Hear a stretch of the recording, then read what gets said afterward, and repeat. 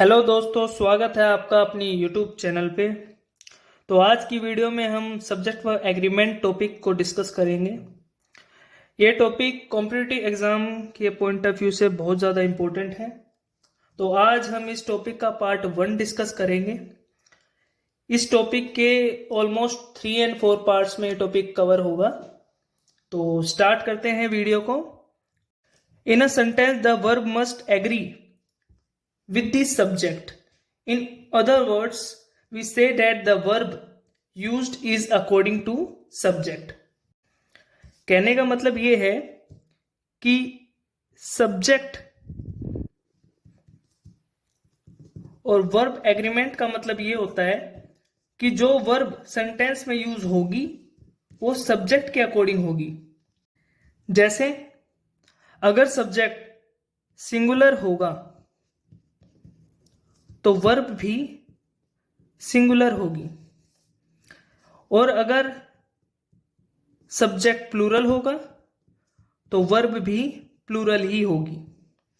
देखते हैं कुछ एग्जांपल्स हैं। शी यहां पे सिंगुलर सब्जेक्ट का रोल प्ले कर रहा है, तो कम्स यहां पे सिंगुलर वर्ब है। ऐसे ही दे यहां पे प्लूरल है, उसके अकॉर्डिंग ही वर्ब भी यहां पे प्लूरल आई है।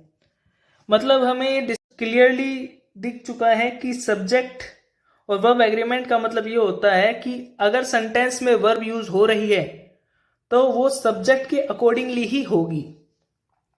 इस चैप्टर में सबसे ज्यादा रूल्स की वेटेज है, क्योंकि जो अधिकतर जो एरर के क्वेश्चन आते हैं वो सीधा रूल्स से उठते हैं।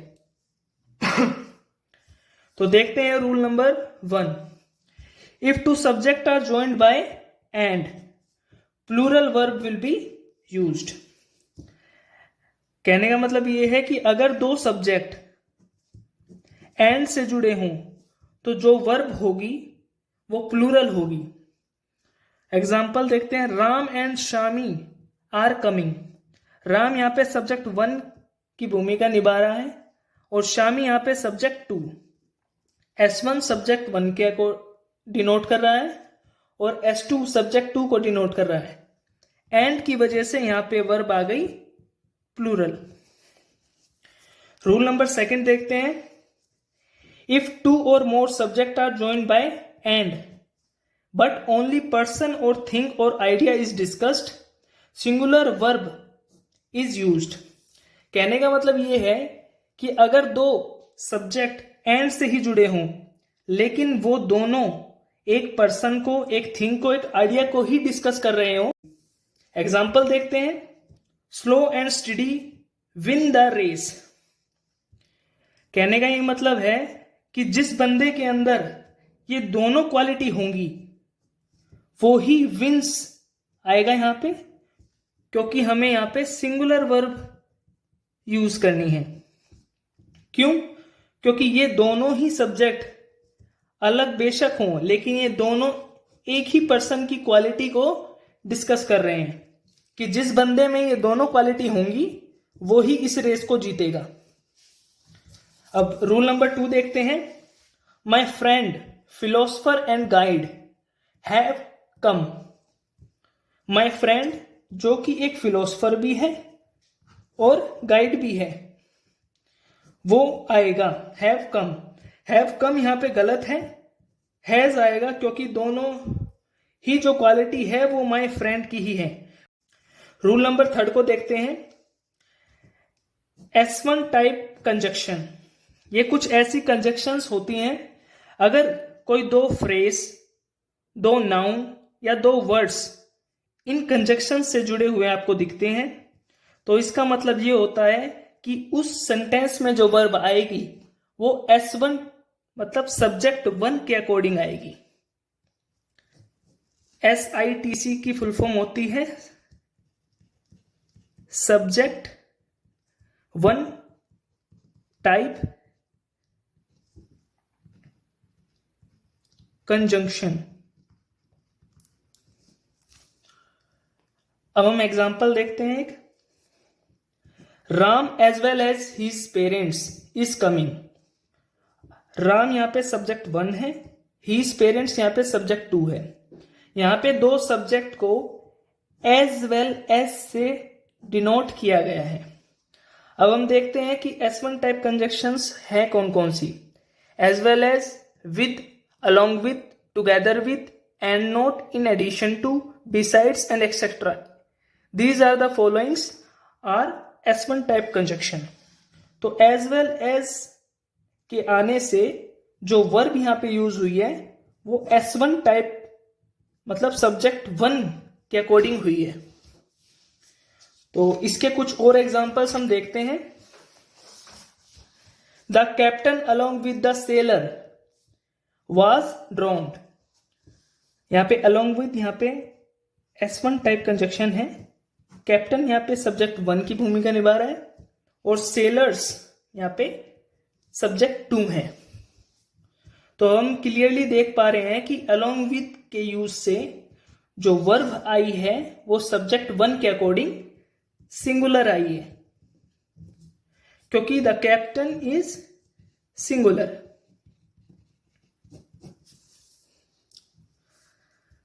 अब थर्ड एग्जांपल देख लेते हैं।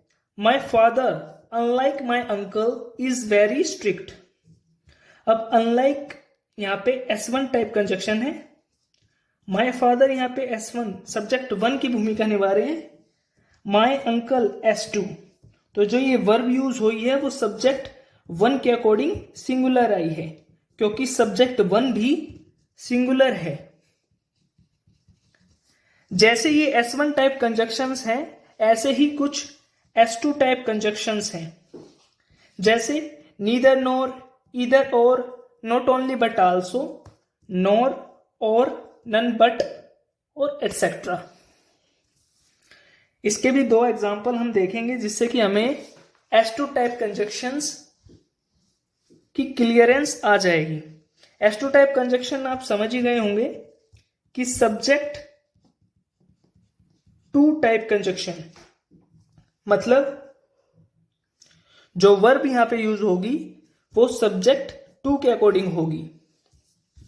फर्स्ट एग्जांपल देखते हैं। Neither Ram NOR Shyam has come. अब यहां पे नीदर और नोर से दो सब्जेक्ट को जोड़ा गया है, राम एंड श्याम।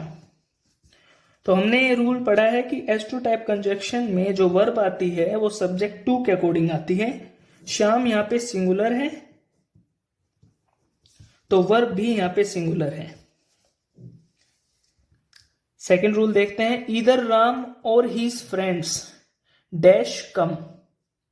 हैज या हैव में से हमें बताना है कि क्या लगेगा। अब दो सब्जेक्ट जो कि राम और हीज फ्रेंड्स हैं वो ईदर और से जुड़े हुए हैं, जो कि एक S2 टाइप कंजक्शन है। तो हम यहां पे सब्जेक्ट 2 को देखेंगे।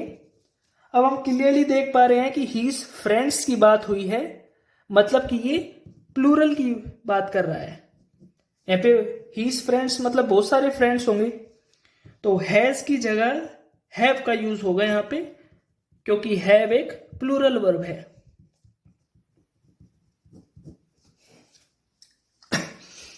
तो चलते हैं अपने नेक्स्ट रूल पे, रूल नंबर 5। रूल नंबर 5 में हम डिफरेंसेस देखेंगे नीदर ऑफ और नन ऑफ में। नीदर ऑफ का मतलब है not either of the 2 things और पीपल, मतलब दोनों में से कोई भी नहीं। नन ऑफ का मतलब है not one of the groups of things और पीपल, मतलब ग्रुप ऑफ थिंग्स और पीपल में से भी कोई भी नहीं। कहने का मतलब ये है नीदर ऑफ जो लगता है वो हमेशा 2 ऑब्जेक्ट्स में लगता है। जब 2 ऑब्जेक्ट्स में से कोई भी नहीं होगा तो नीदर ऑफ होगा। अगर 2 से ज्यादा ऑब्जेक्ट की बात की जाए और उनमें से कोई भी सेलेक्टेड ना हो या कोई भी यूज नहीं हो रहा होगा तो नन ऑफ का यूज होगा। एरर एक्चुअली इसी पे ही आते हैं कि नीदर ऑफ का यूज एक से ज्यादा सब्जेक्ट के साथ करके आपको एरर दिया जाता है। तो एग्जाम्पल में देखेंगे जो कि हमें एरर ही सोल्व करना होगा। तो अब हम देखते हैं, neither of his 4 sons looked after him। अब हम यहाँ पे देख रहे हैं कि यहाँ पे नीदर लगा हुआ है। हमने देखा है कि नीदर ऑफ जब ही लगता है जब दो ऑब्जेक्ट की बात हो, यहाँ पे सब्जेक्ट है, जब दो सब्जेक्ट की बात हो। और हीज 4 सन्स मतलब 2 से तो ज्यादा सन्स हैं, तो यहां पे नीदर ऑफ की जगह नन ऑफ का यूज होगा, क्योंकि यहां पे 2 से ज्यादा सब्जेक्ट्स की बात की गई है। ऐसे ही एग्जाम्पल सेकंड देखते हैं। Neither of them are going to attend the party on 10th January. अब नीदर ऑफ नन ऑफ के साथ जो वर्ब यूज्ड होती है वो हमेशा सिंगुलर होती है। तो नीदर ऑफ देम आर नहीं आएगा, इज आएगा, क्योंकि दोनों में से कोई भी नहीं। Going to attend the party on 10th January.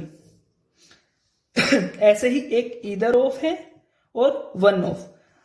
Either of का मतलब है दोनों में से एक, और वन ऑफ का मतलब है वन ऑफ द ग्रुप, मतलब बहुत सारे, 2 और मोर में से एक।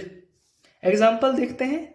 Either of the 5 members is at fault.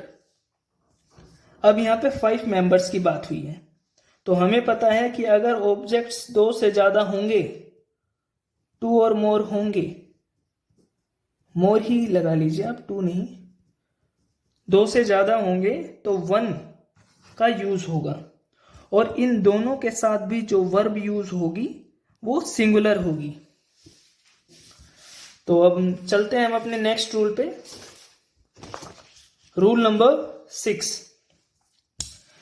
If the article is placed just before the first subject, it means the person thing is the same for which 2 nouns are used, hence singular verb will be used।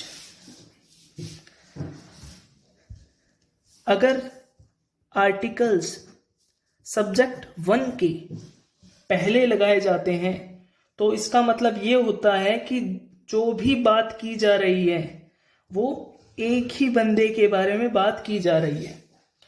मतलब example में देखते हैं, अ white and black gown was boat bye हर।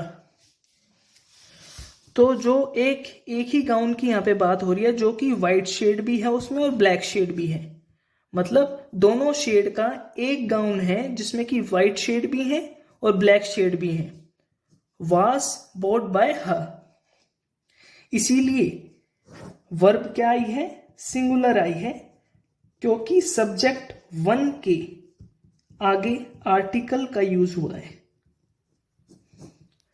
अगर कभी subject 1 के आगे article का use होता है तो वर्ब हमेशा सिंगुलर आएगी।